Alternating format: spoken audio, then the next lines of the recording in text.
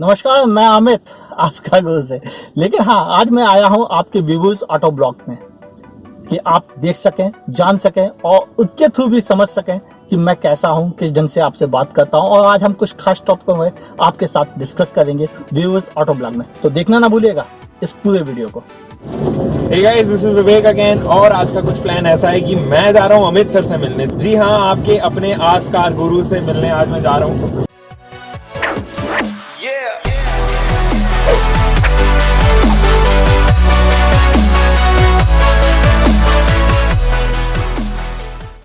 So guys, मैं finally आ चुका हूँ इंडिया एक्सपो सेंटर पे। अब देखते हैं, अमित सर का इंतजार हो रहा है, बस वो 5-10 मिनट में आते ही होंगे। उसके बाद मुलाकात करवाता हूँ।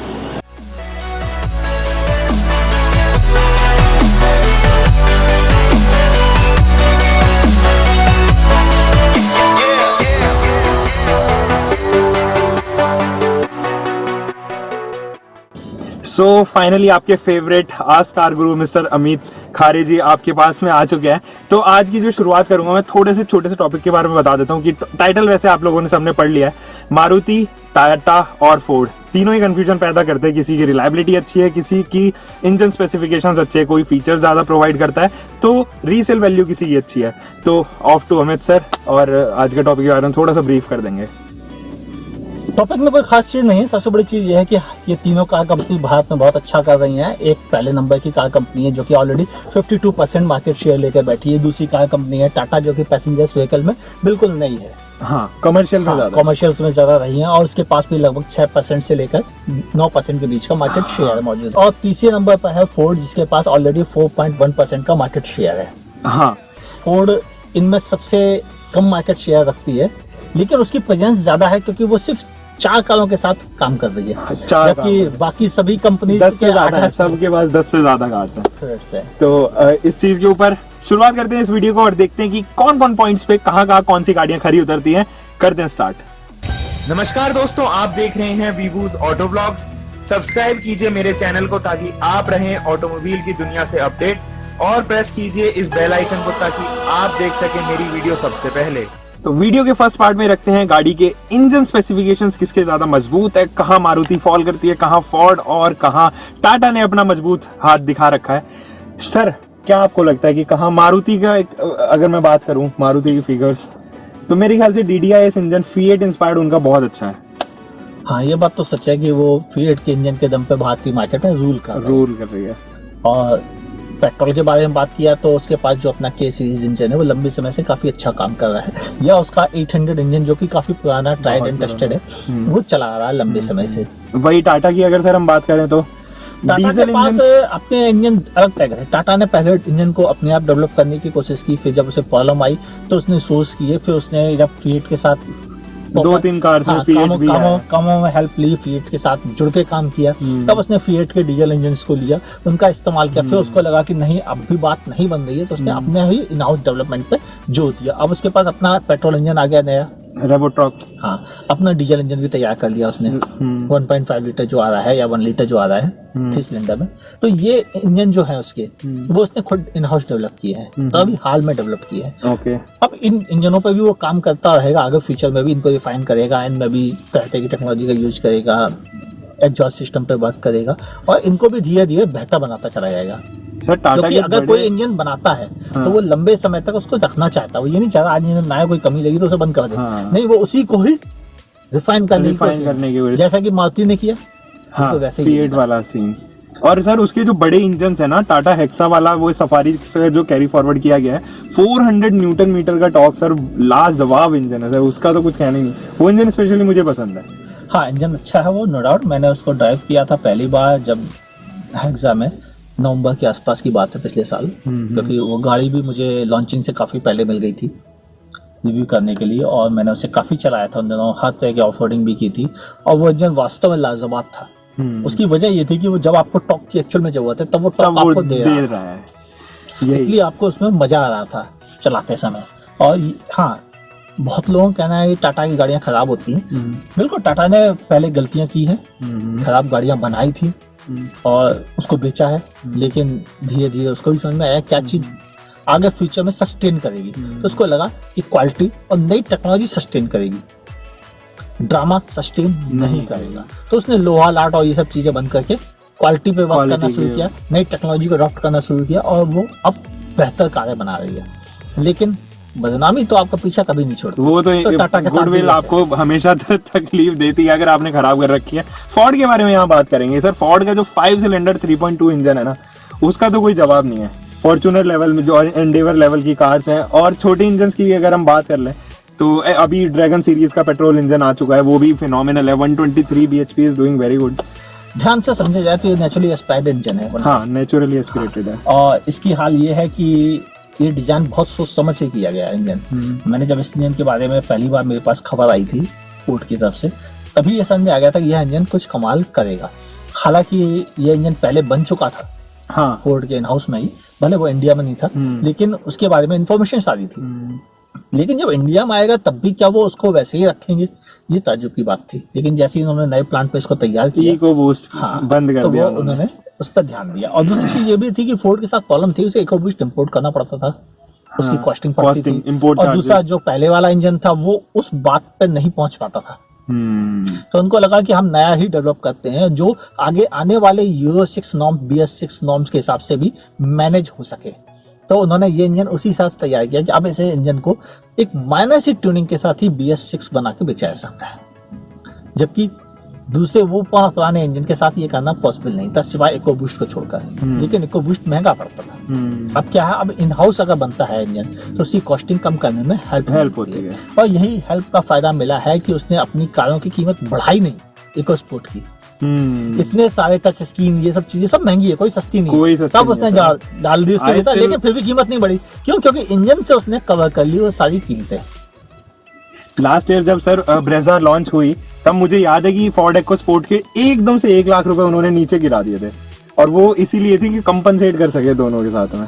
एक वजह थी कि ब्रेजा अपने सेगमेंट पे ज्यादा बिक रही है, उसके पीछे मारुति का नाम जुड़ा हुआ है। ठीक है, ये सबको पता था कि ब्रेजा उस स्टैंडर्ड की कार नहीं थी जिस स्टैंडर्ड की डस्टर थी या जिस स्टैंडर्ड की EcoSport थी। लेकिन फिर भी उसके नाम के आगे मारुति लगा हुआ है, जिसका मतलब है छोटे छोटे शहरों में भी network.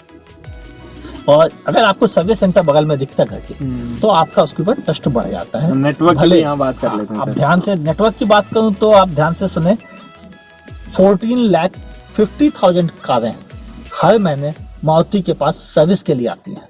Oh my God, so this is a huge number sir. और टोटल 3,000 सर्विस सेंटर्स में, तो आप समझें पर सर्विस सेंटर्स कितनी कारें आती हैं, यानी उसको संभालना नामुमकिन है। लोग कहते हैं कि मारुति का सर्विस नेटवर्क है, लेकिन आप ध्यान से समझें मारुति को कितने सर्विस नेटवर्क की जरूरत है, उसके बदले में कितनी बची है। तो बहुत कम अंतर है। मारुति के पास इंडिया के आधे सर्विस सेंटर होने चाहिए, क्योंकि वो आधी कारें बेचता है। अगर इंडिया में 10 लाख कारें बिकती हैं, 10 लाख कारों में 5 लाख कारें मारुति बेचता है, तो 5 लाख के हिसाब से सर्विस सेंटर होने चाहिए। अगर बाकी सारी कंपनी से सर्विस सेंटर मिला लेने चाहिए, तो जितने सर्विस सेंटर हों उतने ही अकेले सर्विस सेंटर मारुति के भी होने चाहिए, तभी ये जस्टिफाइड फिगर होती है। एक्चुअल में यहाँ पे उल्टा है, मारुति के सर्विस सेंटर सबसे ज्यादा गिनती में है, लेकिन जितनी सेल को जस्टिफाइड के रेशियो के हिसाब से कम है। जैसे फोर्ड के पास हर महीने जितने सर्विस सेंटर्स हैं इस समय, मोर देन 400 कुछ सिटीज में उसका नेटवर्क बना हुआ है। और सबसे ज्यादा अगर मैं कहूँगा उसके पास, तो कारों में सर्विस सेंटर का रेशियो अच्छा है, कि मतलब पर सर्विस सेंटर उसके पास 30 से 40 कारें डेली का एवरेज है। जबकि मारुति के पास 250 से ऊपर है। 250 से ऊपर है, यानी एक आदमी 40 कारों को दोस्त संभाल सकता है, एक डीलर, एक सर्विस सेंटर। लेकिन वो डीलर वो सर्विस सेंटर 250 कारों कैसे संभालेगा? यानी सर्विस की क्वालिटी डिग्रेड होगी। ठीक है, मैं मानता हूं कि मारुति के पास एम्प्लॉइज ज्यादा होंगे वहाँ सर्विस सेंटर में, लेकिन दुगने एम्प्लॉइज होने के बाद भी क्या वो 4 गुनी कारों को संभाल सकते हैं? सर एक चीज मैं यहाँ पे ऐड ऑन करना चाहता हूँ, जो आपने बाकी जैसे इंटरनेशनल जितनी भी कंपनीज है, फोर्ड वगैरह, उनके पास डीलरशिप्स और सर्विस सेंटर्स कंबाइंड है। लेकिन मारुति के पास क्या है, डीलरशिप्स सर्विस सेंटर कंबाइंड है, लेकिन उनके सर्विस सेंटर्स अलग भी हैं जो डीलरशिप में नहीं इन्वॉल्व है। तो वो भी एक प्लस पॉइंट है सर मारुति के पास। प्लस पॉइंट क्यों है? आप ध्यान से देखें तो वो जो डीलर से जुड़े नहीं भी है वो भी बहुत कम है। ध्यान से देखें तो एक डीलर ने 3-3 सर्विस सेंटर्स खोल रखे हैं। ठीक है, डीलर्स का एक सिंडिकेट होता है, ध्यान से समझे। डीलर्स कंपनीज को जिस ढंग से ब्लैकमेल करता है, ओके, आप उसको कभी मैच नहीं कर सकते। क्या आपने कभी देखा है, कभी सुना है, जाना है कि डीलर के खिलाफ इतनी कंप्लेंट होने के बाद भी कंपनी ने उस डीलर को बंद क्यों कर पाया हो? नहीं। क्यों नहीं बंद कर पाई? लोग कंप्लेंट करते हैं, सैकड़ों ईमेल डालते हैं, ये आप आज तक किसी डीलर का कुछ बिगड़ पाया है? किसी का नहीं। कंज्यूमर फोरम में केस चलते रहते हैं, लेकिन डीलर का कुछ नहीं बिगड़ता। ये कहीं ना कहीं इस वजह से तो नहीं है कि स्वदेशी होने की वजह से, कोई फर्क नहीं पड़ता। ये डीलर का एक सिंडिकेट होता है, डीलर्स सारे डीलर्स मिलके काम करते हैं, वो कंपनी को ऐसे दबा के रखते हैं ना, कुचल के जिसे कहते हैं वो। तो एक्चुअल में एक समस्या कहाँ खड़ी होती? समस्या खड़ी होती कंपनी अच्छा करना चाहती है, लेकिन डीलर पैसे कमाने के लालच में इतना बुरा करता है कंज्यूमर के साथ कि कंज्यूमर को पता ही नहीं पड़ता। कंज्यूमर गाली देता कंपनी को, कंपनी ने मेरी कार ठीक नहीं की। अभी कंपनी क्या ताल्लुक है? प्लीज समझो, तो डीलर कर रहा है, डीलर कंपनी नहीं है। ओके। लोग मुझसे कहते हैं साहब मैं कंपनी में गया था, वहां पता किया था मैंने। वैसा वो कंपनी कब गए? हुंडई की कंपनी तो चेन्नई में बैठी है, आप चेन्नई गए थे अपनी गाड़ी लेके, मैंने कंपनी में दिखाया था। बात समझे, कंपनी है ही नहीं आपके पास, आपके पास डीलर है। डीलर कौन है? जैसे कोलगेट बेचने वाला दुकानदार, ओके। जैसे पेप्सोडेंट बेचने वाला दुकानदार, जैसे फेयर एंड लवली बेचने वाला दुकानदार, ध्यान से समझना, वो दुकानदार है। एक दुकानदार गलती कर रहा, आप बदनाम डीलर कंपनी को कर रहे हैं। आप कब कह पाएंगे कि भाई मेरे फोर्ड का वो दुकानदार गलत है? आप कब कहेंगे कि मारुति का वो दुकानदार गलत है? अच्छा। आपको समझना पड़ेगा कि आपकी सोच कहाँ गलत है। आप कंपनी को बुरा भला बोल रहे हैं, जबकि गलती कर रहा है डीलर। यही चीज अगर हम सर मेल ठोकते हैं फोर्ड में या होंडा में, तो सर उसका रिवर्ट कुछ अलग ही होता है। मैंने ये महसूस किया है। कंपनीज अलग हैं, कंपनीज कस्टमर की केयर करना चाहती हैं, डीलर कस्टमर को धोखा देके पैसे कमाना चाहता है। ये सोच अलग है। कंपनीज को लंबे समय टिकना है, डीलर्स को पैसे बनाने हैं। कंपनीज को गुडविल बनानी है, डीलर्स को पैसे बनाने हैं। डीलर्स के लिए गुडविल कोई फर्क नहीं पड़ता। सैकड़ों डीलर है, उनके लिए कोई फर्क नहीं पड़ता कि हमारा इस डीलर की सर्विस अच्छी है और पूरे इंडिया में बाकी सब डीलर से खराब है। नहीं, लोग बुराई किसको कहेंगे? मारुति को गाली देंगे। ओके। डीलर के बाप पे क्या जाता है? जितना चाहो उतना चूना लगा लो। सही बात है, सही तो बात है। यहाँ पे प्रॉब्लम ये है कि सर्विस जो है या मेंटेनेंस कॉस्ट जो है, जो रिपेयरिंग का टाइम पीरियड है, वो सिर्फ और सिर्फ डीलर के हाथ में चला गया। उन्होंने बिगाड़ दिया पूरा खेल। तो गुडविल यहाँ पे ऑब्वियसली डीलर ही बिगाड़ रहे हैं। कंपनीज का रोल ज्यादा नहीं है, कंपनीज का रोल ज्यादा नहीं है। अब बात करते हैं थर्ड टॉपिक के ऊपर, ये है रिलायबिलिटी। कौन कौन सी मैन्युफैक्चरर्स इतने रिलायबल हैं? मारुति का क्या रिलायबिलिटी है सर? इसके ऊपर थोड़ा सा बात कर लेते हैं। रिलायबिलिटी एक्चुअली में डिपेंड करती है मेन इंजन के ऊपर। Okay. और इंजन रिलायबल तभी बनता है जब उसको time to time regular service मिलती रहे। मैंने जो फील किया है उस जगह पर, टाटा की कारों को कंज्यूमर बहुत लाइटली लेते हैं, उसकी सर्विस टाइम पे नहीं कराते, वो टिकट ग्रांटेड है, अभी कोई फर्क नहीं पड़ता। लेकिन मारुति की कारों को वो टाइम पे सर्विस कराने ले जाएगा और लेके आएगा। फॉक्सवैगन की कारों को टाइम पर लेके जाएगा, टाइम पर लेके आएगा। ये कमी है। इसकी वजह से क्या होता है कि इन कारों की रिलायबिलिटी बढ़ती जाती है, क्योंकि उनकी टाइम पे रिपेयरेबिलिटी बनी रहती है। जब टाइम पे रिपेयर होंगे तो चीज खराब नहीं होंगी। ओके। बस वैसे टाटा की कारें क्यों खराब हो रही? क्योंकि उन्होंने टाइम पे पहले रिपेयर नहीं कराया। और फिर कंपनी को आप बुरा बोल रहे हो, जबकि आपने उसको टिकट ग्रांटेड लिया। यहाँ पर प्रॉब्लम आ रही है।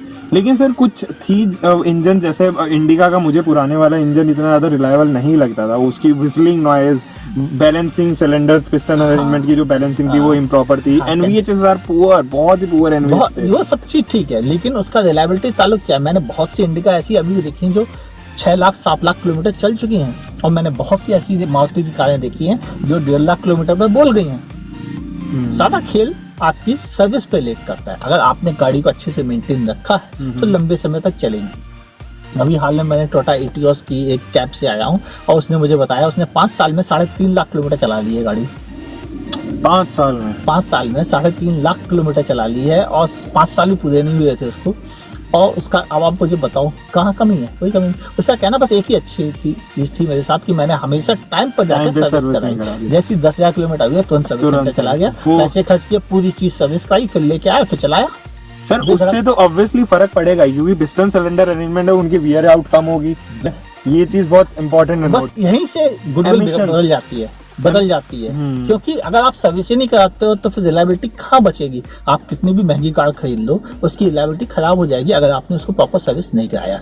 यहाँ पर अगर रिलायबिलिटी की बात करो तो मारुति कितने ज्यादा सर्विस सेंटर्स हैं कि लोग उन पर जाकर सर्विस कराना पसंद करते हैं। और थोड़ा डीलर को ने अपने आपको ऐसे ट्रेन कर रखा है, ऐसे डांट के रखा है कंज्यूमर्स को, कि कंज्यूमर्स आता है, सर्विस कराता है, पैसे पे करता है, चला जाता है, भले उसका इस्तेमाल ना करे। जबकि टाटा इस मामले में उल्टी कर बैठी है।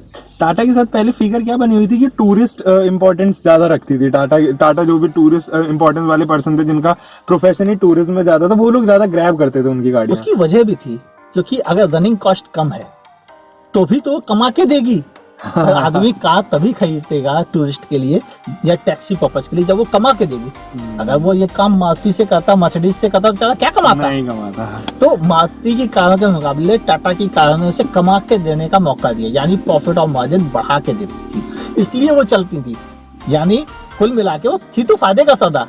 लेकिन लोगों के साथ तो यही है ना, लोगों को गुडविल भी चाहिए, गुडविल में वो पीछे हट गई थी। और सर फोर्ड का क्या हिसाब है इसमें? फोर्ड का इस मामले में बैलेंस था। फोर्ड के पास सर्विस में भीड़ नहीं थी। ठीक है। हाँ, सर्विस उसके एम्प्लॉय सबसे ज्यादा ट्रेंड है आज भी। ये अगर आप ध्यान से देखा तो फॉक्सवैगन, फोर्ड, टोयोटा और होंडा, इन 4 कंपनीज के सर्विस एम्प्लॉय सबसे ज्यादा ट्रेंड है, वेल ट्रेंड है। इनको प्रॉपर ट्रेनिंग दी जाती है सर, और वो ट्रेनिंग के बाद उसको फॉलो करते हैं मैनुअल को। जबकि बाकी कंपनीज 3 घंटे लेती हैं, चाहे वो मारुति हो, चाहे वो हुंडई हो, चाहे वो महिंद्रा हो, उनको बस एक्सपीरियंस चाहिए अपने सेल्स कंसल्टेंट में। हाँ, एक्सपीरियंस बेचने के बाद वो इस बात को भूल जाते हैं। और ध्यान से देखा है तो इनके सर्विस सेंटर्स में 2-2, 3-3 ट्रेंड टेक्नीशियंस होते हैं, बाकी सारे अनट्रेंड होते हैं, जो उन टेक्नीशियंस के अंडर काम करते हैं। जब कहीं फंस जाते हैं उनको बुला दे, यार भैया बुला देना, ये होता है। ये तो सीन है। अब बात करते हैं गाड़ी के फ्यूचर एस्पेक्ट्स क्या क्या है, कहाँ मारुति अगले आने वाले सालों में स्टैंड कर सकती है, क्या क्या टेक्नोलॉजी टाटा यूज कर सकती है। और फोर्ड का तो कोई अभी तक भी कोई जवाब नहीं है। फोर्ड तो अपने आप में रिनाउंड है, क्योंकि one of the oldest company है। फ्यूचर के बारे में सर बात कर ली जाए। फ्यूचर के ध्यान से देखा जाए तो इंडिया में लोग भेड़ चाल पे बिलीव करते हैं, यानी जो चीज चल रही है वो उसके साथ टिके रहते हैं, हमेशा पुरानी चीज को वो बेहतर मानते। सेफ्टी को लेके तो बहुत ही तगड़ा कंसर्न है सर। सेफ्टी को लेकर कंसर्न है, वो कंसर्न अब तो हर कंपनी सेफ्टी की तरफ ध्यान दे रही है। हाँ। और सभी कंपनीज ने एक तरह से माइंड में मेक कर लिया कि अब हम सेफ कारों की तरफ ज्यादा जाएंगे, सेफ्टी फीचर्स को प्रेफरेंस देंगे। चाहे वो मारुति हो, चाहे वो टाटा हो, चाहे वो फोर्ड हो, इवन सभी आएंगी इस रास्ते पे, किसी का नहीं। जैसे कुछ कंपनी ने कंफर्म कर दिया कि वो अब बगैर ABS, बगैर EBD वाली कारें बनाएंगे ही नहीं। जैसे फॉक्सवैगन, जैसे होंडा, जैसे फोर्ड, जैसे टोयोटा। क्योंकि अगले साल सर नॉर्म्स आ रहे हैं ना, कि अगले साल से नॉर्म्स आ रहे हैं, वो अलग चीज है। लेकिन उसके पहले से चालू कर दिया इन लोगों ने। लेकिन सबसे बड़ी चीज क्या थी कि उन्होंने क्यों चालू किया, वो पहले से दिखाना चाहते थे कि नहीं सर, हमने गवर्नमेंट के दबाव में आके नहीं चाल लगाया अपनी गाड़ी में, हम एक्चुअल में सेफ्टी देना चाहते थे। इस चीज को मारुति को भी अब समझ में आया है। वो भी अब जितनी कारें लॉन्च कर रहा है, वो सारी के सारी ABS, EBD और डुअल एयरबैग के साथ लॉन्च कर रहा है। आइसोफिक्स सीटिंग भी उतने साल, वो उतनी बड़ी अचीवमेंट नहीं है। लेकिन ये दोनों चीजें तो इम्पोर्टेंट है, ABS और EBD वो हर कार में। फ्यूचर में सर EVs में मुझे लगता नहीं है कि अभी मारुति सुजुकी कुछ खास कदम रखेगी आने वाले कुछ 10 सालों में, तो मुझे लगता नहीं। आप बिल्कुल ध्यान से समझिए इस बात को कि मारुति सुजुकी ने ऑलरेडी गुजरात में बैटरीज का प्लांट लगाना शुरू कर दिया। तो उसकी तैयारी है। हाँ, अभी कार पे नहीं जा रही, लेकिन बैटरीज पे पहुंच गई है। यानी कि वो अब बैटरी को प्रोडक्शन स्टार्ट करेगी, फिर उस पर कार डेवलप करना शुरू करेगी, फिर उन बैटरीज को बाहर बेचेगी। तब तक टेम्परेरी कुछ दिन होता है, और फिर जब इंडिया में उसको लगेगा हाँ ये सूटेबल कार है, तो वो एक कार देगी और फिर शांत रखेगी, अपने आप को IC इंजन पर ही रखेगी। फिर कुछ समय बाद दूसरी कार देगी इलेक्ट्रिक। वो ट्रेंड को फॉलो करती रहेगी, वो बिल्कुल पीछे नहीं हटाएगी। टाटा की बात करें तो टाटा अब बदल रहा है। टाटा का ध्यान सारा मेकओवर पे आ गया है। हाइब्रिड्स तो टाटा अभी तक नहीं लेके आ पाई। हाइब्रिड तो मारुति भी लेके नहीं आ पाया, और कंप्लीट नहीं है। SHVS कह सकते हैं। SHVS को हाइब्रिड अगर कोई कहता तो उसकी सोच को सलाम। और या माइक्रो हाइब्रिड, कोई हाइब्रिड का नाम दे देता तो उसको मैं नहीं। फोर्ड का भी कॉन्ट्रैक्ट हुआ है चाइना के साथ में, तो फोर्ड तो अब लाइक इंटरनेशनली तो वो अपनी EVs बना रही है, चाइना में वो डिलीवर कर रही है। इंडिया में शायद उसे अभी टाइम लग जाए। इंडिया में फोर्ड ने अभी हाल में महिंद्रा के साथ कॉन्ट्रैक्ट किया। हाँ, उस कॉन्ट्रैक्ट में कई चीजें शामिल है। फोर्ड लोकलाइज पार्ट्स के लिए महिंद्रा की हेल्प लेगा, ताकि उसका लोकलाइजेशन लेवल बढ़ जाए। और महिंद्रा फोर्ड के एक्सपर्टाइज का बेनिफिट लेगा, उसकी टेक्नोलॉजी का फायदा उठाएगा। इस तरह ये दोनों एक दूसरे की हेल्प करेंगे। और इससे फायदा सबसे ज्यादा होगा महिंद्रा को, क्योंकि उसकी गाड़ियों की इज्जत बढ़ेगी, और फोर्ड की गाड़ियों की कीमत कम रखने में फोर्ड को हेल्प हेल्प मिलेगी। होगी एग्जैक्टली, और इनडायरेक्टली वो सेल्स ही हो रहा है, एक बिल्कुल, तरीके बिल्कुल, से बिल्कुल। सेल्स ही बढ़ेगी। अब रही बात टाटा की, टाटा इस समय जो वर्क कर रही है वो मेकओवर पे लगी है, यानी वो पुरानी गुडविल से पीछा छुड़ाकर अच्छी- नए जमाने की अच्छी अच्छी गुडविल गुडविल। लाना चाहती है, और वह क्लियर भी कर चुकी कि वो अपनी पुरानी आउटडेटेड कारों को एक एक करके कबाड़ में भेजती जाएगी। तो अब धीरे धीरे वो अपनी सभी पुरानी कारों का बोल्ट Makeover कर जस्ट रहा है। इसको बंद करेगी। उसने वैसे- डिक्लेयर ऑफिशियली कर दिया है, अनऑफिशियली नहीं, ऑफिशियली उसने क्लियर कर दिया है कि वह 2019 में अपनी सभी पुरानी कारों से पीछा जो कि छुड़ा 4 लेगी। साल पहले लॉन्च की गई थी उनसे पीछा छुड़ा लेगा, यानी कोई कार नहीं बचेगी, कोई बचेगी नहीं, अभी हाँ, बचेगी सही है। नहीं, मतलब जेस्ट बोल्ट कुछ भी नहीं बचेगा, सबसे पीछे छुड़ाएगी वो। तो अब उसके पास नई जनरेशन आएगी। नई जनरेशन में क्या क्या है, टिगो, टियागो, नेक्सॉन, हेक्सा, और या आने वाली Q501 या वो तो अभी- X451, हाँ। ये सारी चीजें आ जाएंगी, यानी वो- उसके पास बिल्कुल कंप्लीट नई रेंज आ जाएगी, पुरानी से जान नहीं, बची लाखों पाए। अब नई की मारुति तरफ ही सुजुकी भी ज्यादा कुछ ऐसा कुछ करने वाली है, उसकी भी तैयारी है कि वो अपनी नई फ्लीट के साथ आएगी। स्विफ्ट बदलने वाली है, आपकी ये भी बदलने वाली है, वैगन आर अगले हाँ। साल ये भी बदल जाएगी। आल्टो में कुछ चेंज आ चेंजेस जाएंगे, आएंगे। बलिनो का Celerio 2018 अच्छा, तक शायद आ जाए। बलेनो 2018 लास्ट में फेसलिफ्ट आएगा, लेकिन आएगा। उसमें चेंज अभी- नहीं आएगा क्योंकि उसका प्लेटफॉर्म अच्छा है ऑलरेडी, वो उनके आगे भी इंजन स्पेक से तो उम्मीद ही नहीं की जा सकती कि सर वो इंजन के कोई मामले में चेंज वो अभी करेगा। कोई चेंज नहीं करेंगे, वो चेंज करेंगे 2020 के आसपास। तो इंजन ध्यान से स्पेक्स की हम बात इंजन कर के रहे बारे थे में बात मारुति करूं तो सुजुकी की। मारुति सुजुकी जो तरह से काम कर रही है वो इंजन में बहुत बड़ा बदलाव नहीं लाएगी। 2019 के आसपास उसका ये डीजल इंजन हट जाएगा, इसकी जगह नया डीजल इंजन आ जाएगा, वो 2 साइजों में होगा जो उसकी सभी गाड़ियों को कवर कर लेगा। ओके, पेट्रोल इंजन में भी नया चेंज आएगा क्योंकि उसे BS6 नॉर्म के हिसाब से तैयार करना है, तो उस इंजन को भी वो बदलेगी। उन इंजनों में SHVH को प्रेफरेंस बना के लगा देगी ताकि कुछ हद तक इमिशन को एमिशंस भी कंट्रोल और कंट्रोल एफिशिएंसी भी बढ़ जाए, कंट्रोल, और इस चीज का उसे फायदा मिलेगा। फायदा तो मिलेगा। अब रही बात फोर्ड की, फोर्ड ने कम्प्लीटली नया इंजन बना लिया है, ड्रैगन 1.5 सीरीज, ठीक है। अब इस ड्रैगन सीरीज में ही वह 1.2 लीटर इंजन को बनाने की तैयारी में जुटा हुआ है ऑलरेडी। ओके, तो ये इन फ्यूचर वो 1.2 लीटर का भी शायद पेट्रोल टिगो और इंजन, एस्पायर के लिए आ हाँ, जाए। 1.2 लीटर का भी पेट्रोल इंजन दे देगी अपनी छोटी कारों के लिए भी, ओके, ताकि, और वो इंजन ऑलमोस्ट करीबन 95 से लेकर 100 bhp की पावर दे देगा, तो फिर ये इंजन बहुत फायदेमंद होगा। फायदेमंद तो होगा सर। अब इसके बाद क्या होगी, मेरा पर्सनली मानना है कि शायद वो एंडेवर के 3.2 लीटर जो इंजन है उसको बदलेगी, उसकी जगह 4 सिलेंडर 1.8 लीटर का नया ड्रैगन सीरीज वाला ही इंजन आ जाएगा पेट्रोल में, लेकिन आप कह रहे हो ना, पेट्रोल में, ठीक है। और डीजल को वह धीरे से डिच करेगी क्योंकि आगे फ्यूचर में इमिशन नाम से इतने टफ हो जाएंगे कि उन्हें डीजल के साथ डीजल मैच के करना मुश्किल होगा, तो सभी कंपनीज को डीजल इंजन धीरे धीरे कम करने Reduce करना पड़ेंगे। ये तो फैक्ट है सर। बढ़ते हैं इन कंपनीज के कंक्लूजन की ओर, और वर्डिक्ट क्या होना चाहिए, आपको क्या लगता है, मारुति सुजुकी, टाटा या फोर्ड? ध्यान से देखा जाए तो तीनों जिस स्टैंड पर मौजूद है ऑलमोस्ट उस स्टैंड के आसपास ही रहेंगे। मारुति इस समय लीडर है, हाँ जी, ये लीड करती रहेगी। हाँ, 50% अपने टॉप पे पहुंच चुकी है, अब ये इससे आगे नहीं बढ़ेगी। नहीं, सैचुरेशन आ चुका है। यानी अब ये 40 से लेकर 50% के बीच का मार्केट शेयर पे अपना होल्ड रखेगी। टाटा जिस पोजीशन पे आज है उससे बढ़ेगा। थोड़ा सा बढ़ेगा। फोर्ड जिस पोजीशन पे आज है उससे थोड़ा सा बढ़ेगा। बाकी सब कुछ सेम रहेगा मार्केट शेयर के हिसाब से। अब क्वालिटी में जो कंपनी इंटरनेशनली रिस्पेक्टेड है वो वैसी रिस्पेक्ट पाती रहेंगी, यानी वो अपनी और- क्वालिटी को हिसाब से मेंटेन रखती रहेंगी। सुजुकी अपनी कारों को नई टेक्नोलॉजी के साथ, लाइट वेट के साथ मजबूती से रखेगा। फोर्ड हाईली एडवांस कारों पर फोकस करेगी, और टाटा पब्लिक में ज्यादा समाहित होने की इमेज अच्छी बना सकती है। उस पर ज्यादा work करेगी। आने वाले टाइम में सर ऑब्वियसली मेरे को कहीं ना कहीं लगता है कि आज से 20 साल बाद टाटा की कुछ अलग ही इमेज होने वाली है, मुझे ऐसा उम्मीद है बहुत अच्छी। हाँ, क्योंकि- टाटा भी उनमें से है। महिंद्रा भी ऐसी कोशिश कर रही है। महिंद्रा ने भी पिनिफानिया जो इटली की Pininfarina, डिजाइन है, हाँ, ये। उसको एक्वायर किया है, कर कोरियन सेंजोंग को एक्वायर किया है। Designs उसका के पर्पज लिए। यही है कि उसके अपनी R&D टीम कमजोर थी तो उसने एक्वायर पर Acquire ध्यान दिया। उसने उसका acquire से रिजल्ट आया भी है सर, TUV 300 कैसे उभर के बाहर आई है। हाँ, टीवी बाहर आई है, XUV 700 पे वर्क चल रहा है वर्क चल ऑलरेडी रहा है, और इसके अलावा TUV XUV 500 जो अभी है उनकी, वो भी काफी अच्छा काम कर रही है Renowned साथ है, साथ। हाँ। हाँ, और अगर आगे फ्यूचर की बात करूं तो उसे अभी ईवी पे फोकस करना है। टीवी तो- तो उनकी है एक और वो KUV 100 का ईवी वेरिएंट लाने की तैयारी में लग गई है।